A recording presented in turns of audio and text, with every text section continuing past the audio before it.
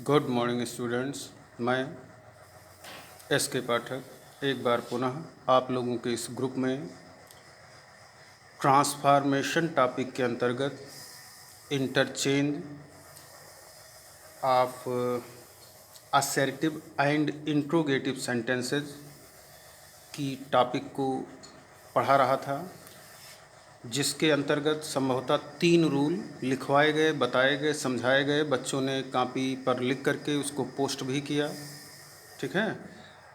किसी का भी छूटा हो, अभी छूटा वैसे ज़्यादा लोगों का है, चूँकि 2 या 4 बच्चों ने पोस्ट किया है, तो शेष भाई सभी लोग कार्य को समय से पूरा करके इसको ग्रुप पर पोस्ट करें। ठीक है।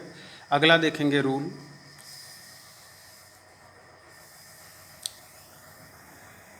तीन तक के कॉपी पे लिखवाया गया है। चौथा रूल आप यहाँ से देखेंगे।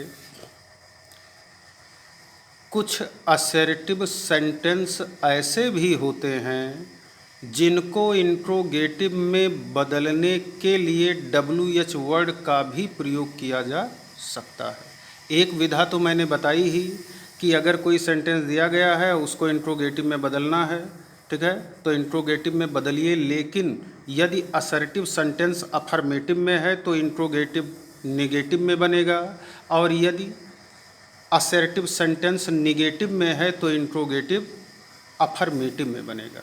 ठीक है, तो वो भी प्रोसेस है। फिलहाल उसको कर तो सकते हैं, साथ ही साथ WH वर्ड के प्रयोग से भी वाक्य को बनाया जाता है, लिखा जाता है।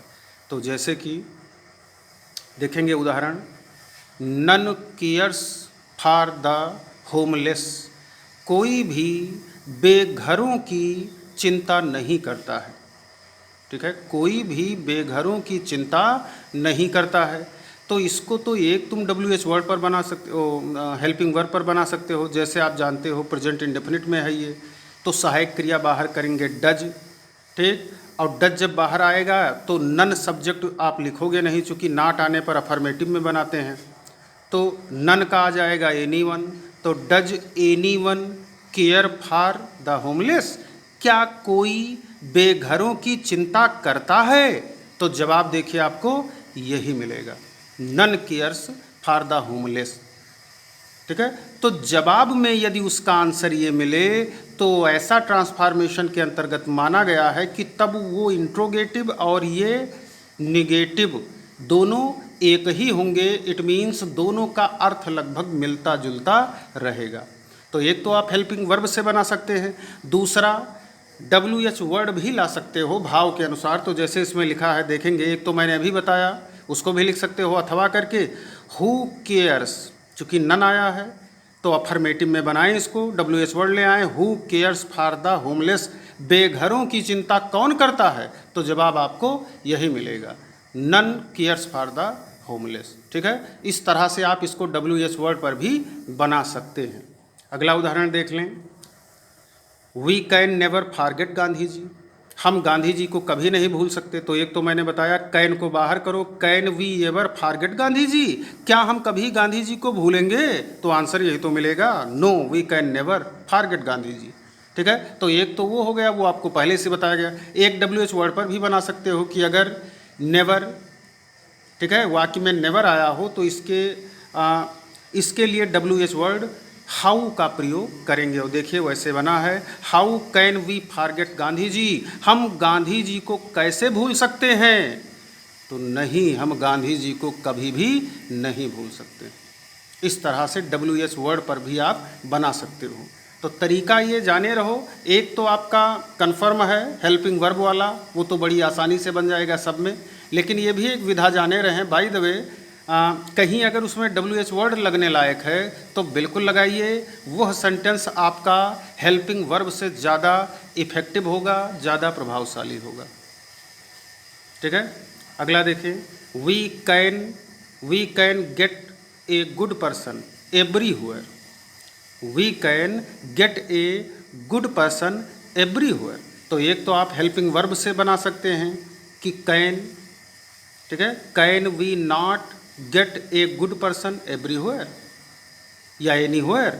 और एक आप बना सकते हैं WH वर्ड पे, चूँकि वेयर आया है तो वेयर पर बना सकते हो, where can we not get हम कहाँ नहीं प्राप्त कर पाएंगे या कर सकते हैं ए गुड पर्सन, एक अच्छे व्यक्ति को। हमें एक अच्छा व्यक्ति कहाँ नहीं मिल सकता है, अर्थात हर जगह हमें एक अच्छा व्यक्ति मिल सकता है। आपका आंसर लगभग यही होगा, ऊपर वाला मिलता जुलता।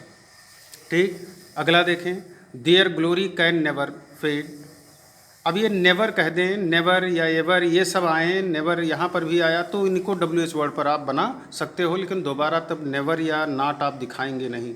अब देखिए यहाँ पर क्या लिखा है, their glory can never fade, उनकी आभा या कह दें उनका शान कभी भी समाप्त नहीं होगा, या उनकी चमक कभी भी समाप्त नहीं होगी। तो इसका इंट्रोगेटिव बना ट्रांसफॉर्मेशन के अंतर्गत, can their glory ever fade, क्या उनका शान या कह दें उनका वैभव कभी समाप्त होगा?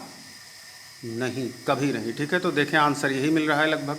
और एक आप इसी को WH वर्ड बना सकते हैं। ऊपर वाले में तो मैंने ज़बानी बताया, यहाँ लिखकर बता दिया है मैंने।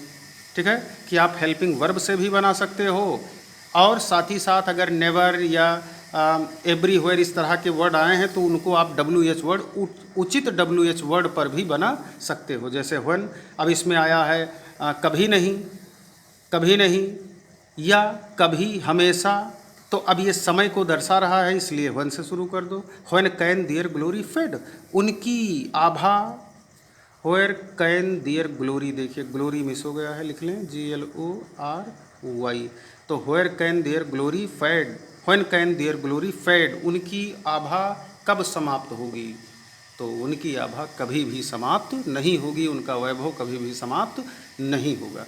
ये आखिरी रूल था इंट्रोगेटिव के अंतर्गत, और ये थोड़ा समझाने लायक था, इसीलिए मैंने थोड़ा वीडियो में भी डिले कर दिया, चूँकि बीच में मौका मिल नहीं पाया। तो आज मैंने सोचा बता दूं, तो इसको समझ लीजिए। इसके बाद ये एक टेबल कॉपी पर बना लीजिएगा। ठीक है, मैंने बना दिया है। तो इस टेबल को बनाने से आपको WH वर्ड लाने में काफ़ी आसानी होगी। ठीक है, तो अगर असर्टिव में एवरीबडी आया है या नोबडी आया है, चूँकि असर्टिव में दोनों तो आ गए, तो वाक्य का आरंभ हु से करोगे WH वर्ड में। ठीक है, अब अगर निगेटिव सब्जेक्ट है तो नॉट हटा दीजिएगा, इसमें मत लिखिएगा। ठीक है, अब अगर अफर्मेटिव है तो आप नॉट बढ़ा दीजिएगा इसमें। फिर देखें, जैसे मैंने अभी सेंटेंस बनवाया, ईवर या ऑलवेज आए या निगेटिव में नेवर आए तो WH वर्ड व्हेन पर बना सकते हो। अगर एवरीवेयर आए असर्टिव में, कह दें अफर्मेटिव में, या नो वेयर आए निगेटिव में, तो उसको WH वर्ड बेस व्हेयर पर बना सकते हो। फिर वही चीज़ है, इवर ऑलवेज या नेवर आए तो व्हाई पर भी बन सकता है, जैसे हाउ वाला बनाए हो, ठीक उसी प्रकार व्हाई पर भी बन सकता है। अगर उचित हो, आई मीन अर्थ अगर उसका ज़्यादा डिस्टर्ब ना हो, तो आप इस पर भी बना सकते हैं। मतलब ये विवेक के ऊपर आधारित है, कोई निश्चित नियम नहीं है कि आप इसमें यही जोड़ें। ठीक है, अब अगला है एक, फिर वही देखो दिया गया, दोनों में एक हैं, तो वो वाक्य के भावानुसार आप देख लें, उसमें व्हाई बेहतर रहेगा या हाउ बेहतर रहेगा, इस आधार पर आप इसको बदल सकते हैं, बना सकते हैं। ठीक है, तो ये चार्ट आप लोग बना लीजिएगा। ठीक है, ये आगे चल के आपकी बहुत बड़ी मदद करेगा, चूँकि जानते हैं बोर्ड के स्टूडेंट्स हैं, आगे आपको बोर्ड में बैठना है, परीक्षा देनी है, तो ये सारी चीज़ें अभी से तैयार करते रहें। ठीक है, और जैसा कि आपने 9th में पढ़ा, 9th की हूबहू ग्रामर 10th में थी, ठीक उसी प्रकार जो ग्रामर आप 11th में पढ़ेंगे, वही ग्रामर सेम आपका जो है 12th में भी है। तो ये रिहर्सल ईयर है, इसमें आप एक्सरसाइज कर लें, सारी चीज़ों को जानें कि किस टॉपिक के अंतर्गत मुझे क्या करना है। ठीक है, थोड़ी बहुत जानकारी अगर रहेगी आपको तो अगले वर्ष ये काफ़ी सहयोगी साबित होगा, काफ़ी मदद करेगा आपकी। ठीक है, एक नोट मैंने नीचे लिख दिया है, इसको भी आप लिख सकते हैं। असर्टिव सेंटेंस को इंट्रोगेटिव में बदलते समय उपरोक्त तालिका के अनुसार, ठीक है, उपरोक्त तालिका के अनुसार उचित WH वर्ड, ब्रैकेट में लिखा है भाव अनुसार, WH वर्ड लाएं, लेकिन देख लें सेंस उसका क्या है, भाव उसका क्या है, का प्रयोग किया जाता है। यदि आप चाहें तो हेल्पिंग वर्ब से भी इंट्रोगेटिव बना सकते हैं, जैसे कि मैंने बताया, आप चाहें तो इंट्रोगेटिव पर बना दें, हेल्पिंग वर्ब से बना दें, परंतु अगर WH वर्ड रखने योग्य है, मतलब अगर वो शब्द वो सेंटेंस में WH वर्ड रखने लायक है, इट मीन्स कंडीशन ये है कि नेवर या एवर या एवरीवेयर ये कहीं आया है, अगर वो सेंटेंस लगने लायक है उसमें WH वर्ड, तो WH पर बनाना अधिक प्रभावशाली होगा। ठीक है, चीज़ों को समझ लीजिएगा।